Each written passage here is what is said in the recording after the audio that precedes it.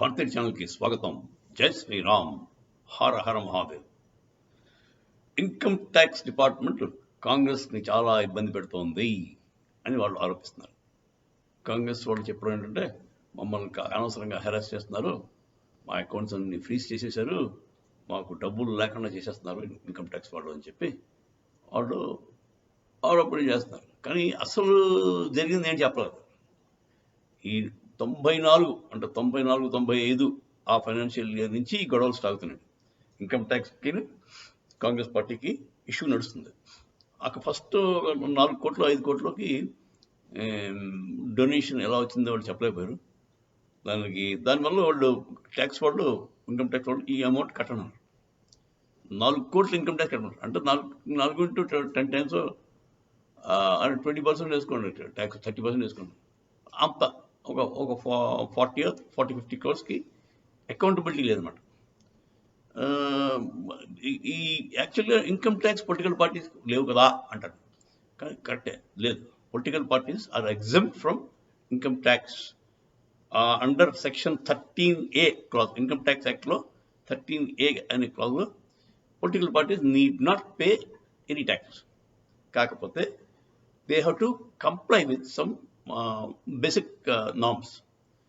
Like they have to file returns on time, and ఎక్కడదే డబ్బులు amount అయితే 2000 పైన అయితే మీకు యూపీఐ ట్రాన్సాక్షన్ కానీ చెక్ కానీ దాని చేయాలి. 20,000 అబోవ్ అయితే వాళ్ళు ఆ డొనేషన్స్ని పక్కాగా ఎవరు ఇచ్చారు, ఎక్కడి నుంచి వచ్చింది అంతా కూడా నోట్ చేసుకోవాలి. ఇలాంటివన్నీ కొన్ని కంప్లైంట్స్ రూల్స్ ఉన్నాయి. ఆ రూల్స్ అన్ని పక్కాగా ఫాలో అవ్వాలి. తర్వాత ఇన్ టైం మనం ఇండివిజువల్స్ అలాగే ఫైల్ చేస్తాం, అలాగా దే షుడ్ ఫైల్ రిటర్న్స్.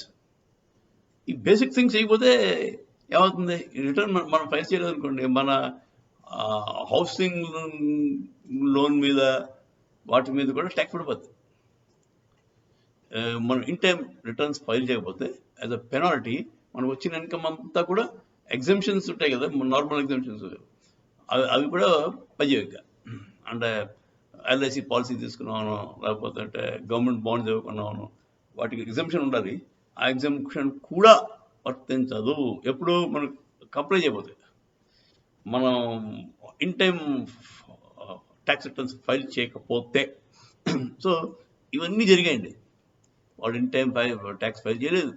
తర్వాత ఏమో కొంత అన్అకౌంటెడ్ మనీ ఉండింది, దానికి లెక్క చెప్పలేకపోయారు. సో దానివల్ల ఇన్కమ్ ట్యాక్స్ వాళ్ళు ఆ రోజుల్లో 5 కోట్లు ఇవ్వరు. అంటే వీళ్ళు వెంటనే అపెలేట్ కోర్టు ఉంటుంది, దానికంటే ఇన్కమ్ ట్యాక్స్ ట్రిబ్యునల్ ఏదో ఉంటుంది, దానికి వెళ్ళారు. వాళ్ళు ఏమో ముందు 20% కట్టండి అప్పుడు మాడమన్నారు. సో అప్పుడు అంటే 20% అంటే 2 కోట్లు అంత కట్టాల్సి వచ్చింది. దానికి వీళ్ళు 2 కోట్లు కట్టక మానేసి 70 లక్షలు అంత కట్టారు. అక్కడ మళ్ళీ అంటే అప్పుడు రూలింగ్ పార్టీ కదా, సో పెద్దగా పట్టించుకోలేదు, ఇన్కమ్ ట్యాక్స్ ప్రెషర్ ఇచ్చేది. సో అప్పటి నుంచి నడుస్తుంది. మళ్ళీ 18-19లో 500 కోట్లు అంతో తేడా వచ్చింది. అంటే దానికి లెక్క చెప్పలేకపోయారు. 500 crores ఎలా వచ్చాయి చెప్పలేకపోయారు. సో దానికి మళ్ళీ ఘర్షణ జరిగింది. దానికి అవి మళ్ళీ దాని ఇన్కమ్ ట్యాక్స్ ట్రిబ్యునల్కి అంతా వెళ్ళడం జరిగింది. ఆ తర్వాత ఫైనల్గా హైకోర్టు వెళ్ళారు. అవన్నీ చెప్పట్లేదు కాంగ్రెస్. అప్పటి నుంచి నడుస్తుంది. 94-95లో ఒక కేసు, ఆ తర్వాత 18-19లో ఒక కేసు. ఈ 2 కేసులు కూడా మీకు హైకోర్టులో దాకా వెళ్ళాయి. హైకోర్టు కూడా ఏకంగా స్ట్రిక్చర్స్ పాస్ చేశారు. హైకోర్టు ఇంత పెద్ద పార్టీ నుండి మీరు అకౌంట్లు మెయింటైన్ చేయడం రాకపోతే ఎలాగా, సింపుల్ మీ అకౌంట్స్ ఎందుకు మేనేజ్ చేయలేకపోతున్నారు అని చెప్పి ఒక కామెంట్ కూడా రాశాడు, స్ట్రిక్చర్ పాస్ చేశారు జడ్జి గారు. అది ఎవ్వరికి ఎక్కడ చెప్పట్లేదు. అంతసేపు ఇన్కమ్ ట్యాక్స్ మోదీ గారు వచ్చి మా ఇన్కమ్ ట్యాక్స్ వాళ్ళ ద్వారా మా అకౌంట్లన్నీ ఫ్రీజ్ చేసేసారు. ఫ్రీజ్ అయితే అవ్వలేదండి, ఫ్రీజ్ చేయడం అబద్ధం. యాక్చువల్గా ఇన్కమ్ ట్యాక్స్ వాళ్ళు మీకు తెలుసు కదా, నాకు అయింది ఒకసారి 10 లక్షలు ఏదో ఒక ఎన్ఆర్ఐ దగ్గర మేము ఇల్లు కొన్నాం. సో ఎన్ఆర్ఐ దగ్గర ఇల్లు కొంటే దానికి ఏదో ట్యాక్స్ డిడక్షన్ ఎట్ సోర్స్ కొంచెం ఎక్కువ ఉంచుకోవాలంటారు, టీడీఎస్ అంటారు కదా, అది మేము మాకు తెలియక తీసుకోలేదు. దాంతో నాకు 10 లక్షల అమౌంట్ నా బ్యాంకులోది నెగిటివ్ అమౌంట్ చూపిస్తుంది. అంటే నా అకౌంట్లో 10 లక్షలు ఎప్పుడు లేవు, 1-2 లక్షలు ఉంటే అది బయట తీయడం కావట్లేదు. ఏమంటే -10 lakhs చూపిస్తుందండి మీద. అదే ఇన్కమ్ ట్యాక్స్ వాళ్ళు పెట్టారు ఇక్కడ దాని మీద. 10 లక్షలు వచ్చేదాకా ఆపను, ఆ తర్వాత వాళ్ళు తీసుకుంటారు, మిగతా మాకు ఇస్తారు. సో అప్పుడు ఇన్కమ్ ట్యాక్స్ వెళ్ళాము, వాళ్ళు ఏదో అంటే వాళ్ళు కరెక్ట్గా మనకు తెలియక చేసింది కనుక దాన్ని సార్ట్ అవుట్ చేసుకున్నాం, అయిపోయింది. కానీ ఇప్పుడు వాడు బేసిక్గా అలా అవుతుందండి. వీళ్ళ అకౌంట్లు చాలా అకౌంట్లు ఉంటాయి, కాంగ్రెస్ వాళ్ళకి వందల అకౌంట్లు ఉంటాయి. అన్ని అకౌంట్లు ఫ్రీజ్ అవ్వలేదు. కొన్ని అకౌంట్స్ నుంచి ఆ డబ్బులు లాగుతారు, గుంజుకుంటారు కదా అంటే ద పుల్ట్ అవుట్. సో వాడు ఎంత అమౌంట్ ఉంటే అంత సక్ చేసుకుంటే ఇన్కమ్ ట్యాక్స్కి వెళ్ళిపోతాడు.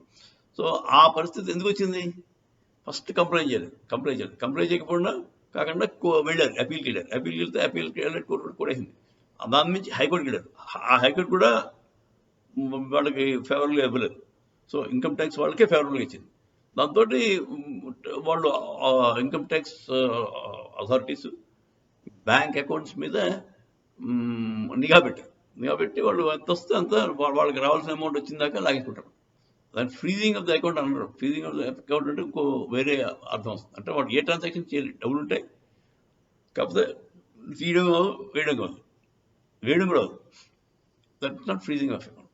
దీంట్లో వేయడం కాదు, డబ్బులు తీసుకోవాలి, కానీ ఎంత వేస్తే అంత ఇన్కమ్ ట్యాక్స్ వెళ్ళిపోతాడు till that amount is recovered. So ఇది జరిగిందండి. దీన్ని పట్టుకుని కాంగ్రెస్ వాళ్ళు మాకు ఏదో అన్యాయం అయిపోయింది, మిమ్మల్ని రోడ్డు మీద తీసుకొచ్చేసారు, కంగారు అయిపోయాము అంటూ పోసుకోళ్ళు ఏడుపులు ఏడుస్తారు. కాకపోతే అది కరెక్ట్ కాదండి. వాళ్ళు బేసిక్గా సీరియస్నెస్ ఎవరికి లేదండి దాంట్లో. ఆ పార్టీలో ఎవరికి పెద్దగా, పార్టీ అంటే ఆ ఫ్యామిలీకి ఎంత డబ్బులు కావాలంటే అది ఇచ్చేస్తుండాలి. దానికి అకౌంటబిలిటీ ఉండదు. రాహుల్ గాంధీ వస్తాడు, నాకు 100 గంటలు కావాలంటాడు, ఇచ్చేది మాట్లాడుకుంటా. There is no account for it. దాన్ని ఒకడికి అకౌంట్ లేకుండా అసలు చేసుకుంటాడు, ఏం రాయాలో వాడికి తెలియదు. ఈ అకౌంట్స్ రాసేవాళ్ళు కూడా ఇబ్బంది. సో అలా ఉందండి పరిస్థితి. దానివల్ల వాళ్ళు ప్రాపర్గా మెయింటైన్ చేయకపోవడం వల్ల, రిటర్న్స్ ఇన్ టైం ఫైల్ చేయకపోవడం వల్ల వచ్చిన ఇబ్బందులు అంతే తప్ప అది ఇన్కమ్ ట్యాక్స్ వాళ్ళని ఏదో హెరాస్ చేద్దామని కంకణం కట్టుకుని ఏదో వాళ్ళని బిఫోర్ ఎలక్షన్స్ వాళ్ళని ఇబ్బంది పెడతారన్నది ఆరోపణ తప్పు. సో అలాంటిది ఈ మధ్య సుప్రీంకోర్టులో మాకు ఎలక్షన్ టైంలో మాకు ఇబ్బంది అవుతుందని చెప్పి కాంగ్రెస్ వాళ్ళు వెళ్ళి ప్రీ పెడితే కోర్టు వాళ్ళు ఇన్కమ్ ట్యాక్స్ వాళ్ళని ఆగండి, ఎలక్షన్లో అయ్యాక చూసుకుంది కానీ అప్పటిదాకా కొంచెం ఆగండి అని చెప్తే, ఇప్పుడు యాక్చువల్గా ఇన్కమ్ ట్యాక్స్ వాళ్ళు కూడా వాళ్ళ ప్రొసీడింగ్స్ ఆపారు ఎలక్షన్స్ అయ్యేదాకా. సో ఎలక్షన్స్ అయ్యాక మళ్ళీ వాళ్ళు సెటిల్మెంట్ చేసుకుంటారు. అది ప్రస్తుతానికైతే కాంగ్రెస్ పార్టీ వాళ్ళ accounts free, they are able to handle వాళ్ళ డబ్బులన్నీ ఇష్టానుసారం వాడుకోవడానికి అవకాశం ఉంది. జై శ్రీరామ్, హర హర మహాదేవ్.